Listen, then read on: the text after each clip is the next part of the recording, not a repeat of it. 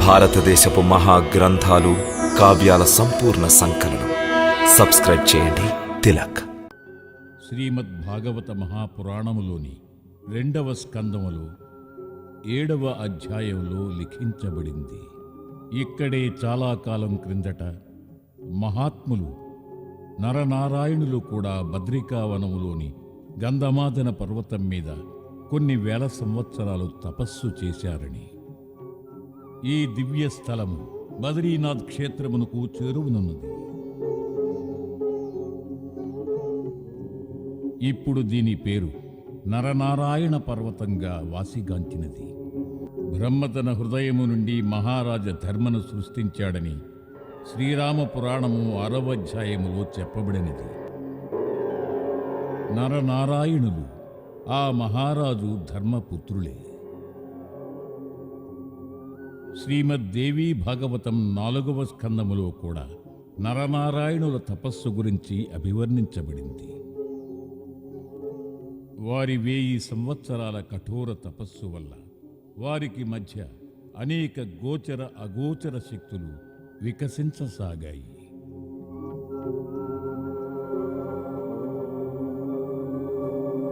నరనారాయణుల అత్యంత కఠోరమైన తపస్సు కారణంగా దేవలోకములోని ఇంద్రుని సింహాసనము కదలసాగింది.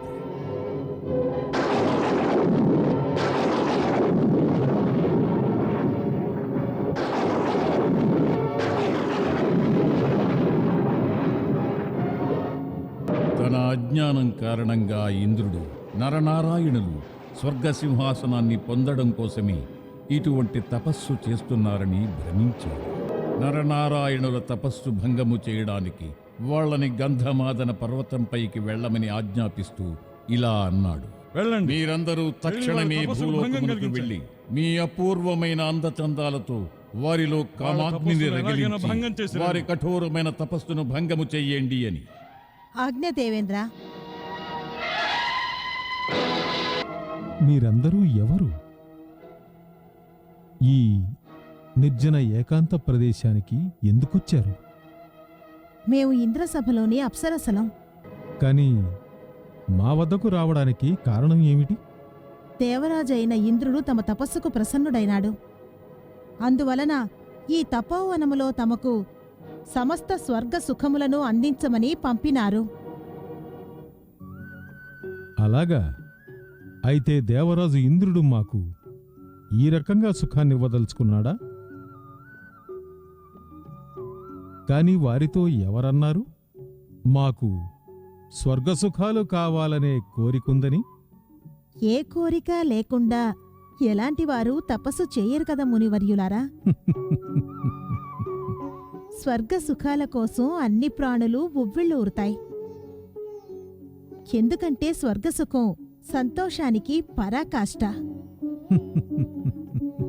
చూడు బాలిక, వెళ్ళి మీ ఇంద్రుడితో చెప్పు, స్వర్గంలోని అన్ని సుఖాలు అశాశ్వతాలు. నేడు ఉంటాయి, రేపు అంతరిస్తాయి.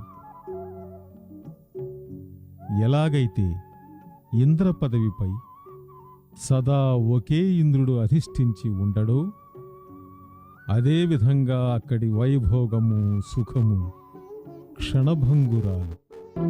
బాలిక, నీవు నీ రూపము గుణములపై స్వయం మోహితురాలివి. నీ నృత్యాన్ని, నీ గానాన్ని, నీ రూపాన్ని తలచి నువ్వు గర్వపడుతున్నావు. ఇటు చూడు.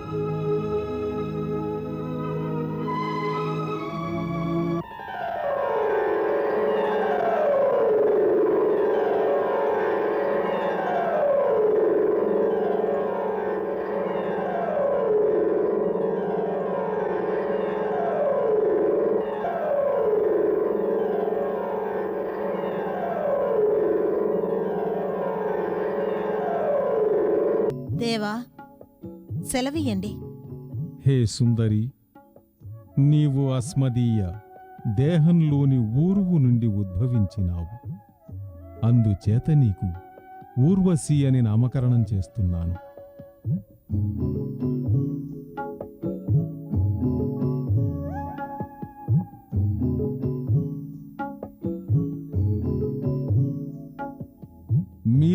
ఎక్కడైనా ఊర్వశి కంటే అందగత్తెలున్నారా?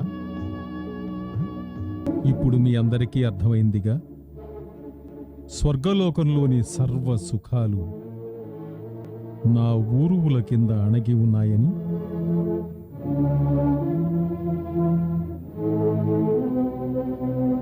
మమ్మల్ని క్షమించండి, మా వల్ల పెద్ద అపరాధము జరిగిపోయినది. లేదు, నీవు నీ ప్రభువు ఆజ్ఞ మేరకు మా తపోవనంలోకి వచ్చావు. అందువల్ల నీవు నిరపరాధివి. ఇంద్రుడికి మా వైపు నుండి ఈ ఊర్వశిని కానుకగా ఇవ్వండి.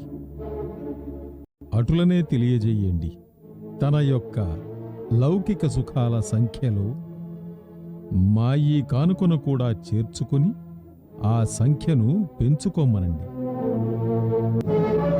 తమ ఆజ్ఞ.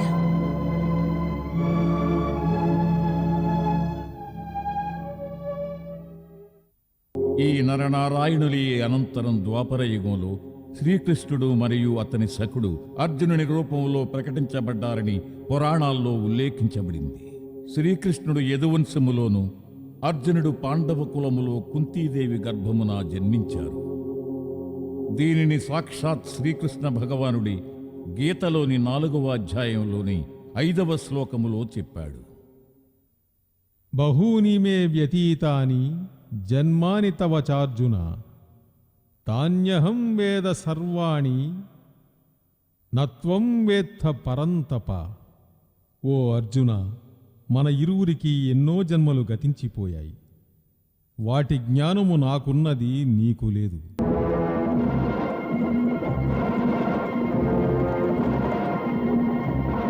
హస్తినాపురము వచ్చిన తరువాత కూడా అర్జునుడు తన ధనుర్విద్యా సాధనలో నిరంతరం లీనమై ఉండేవాడు. భవిష్యత్తులో తను ఒక మహాసంగ్రామంలో పాలు పంచుకోవలసిన ఆవశ్యకత ఏర్పడుతుందన్న ఆలోచన అతని అంతరంగములో ఎల్లప్పుడూ మెదులుతూ ఉండేది.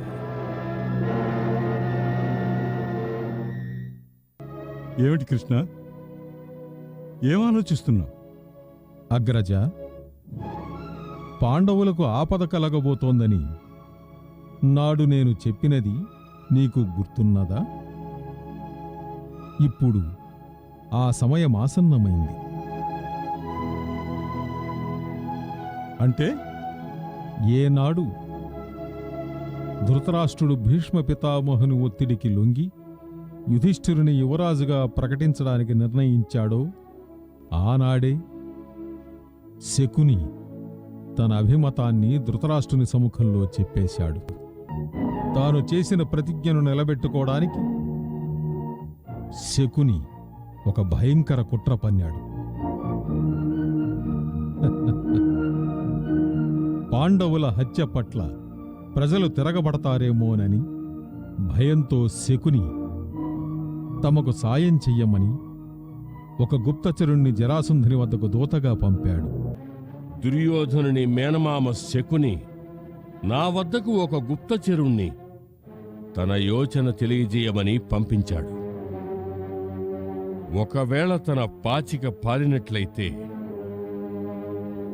బహుశా అట్టి పరిస్థితుల్లో హస్తినాపుర ప్రజలు గాని సైన్యం గాని తిరుగుబాటు చేయొచ్చు. అప్పుడు వారికి మన సేనల సహాయం కావలసి వస్తుందని వారికి నేను కూడా వర్తమానం పంపించాను. మనందరి వైపు నుంచి నేను సందేశాన్ని పంపాను. మేమందరం మీ సహాయం కోసం సిద్ధంగా ఉంటామని, మేమందరం సిద్ధంగా ఉంటామని. అద్భుతంగా ఉంది శల్య మహారాజా, అద్భుతంగా ఉంది, అద్భుతం. మేము వారికి సహాయం అవశ్యం చేస్తాం శల్య మహారాజా, అవశ్యం.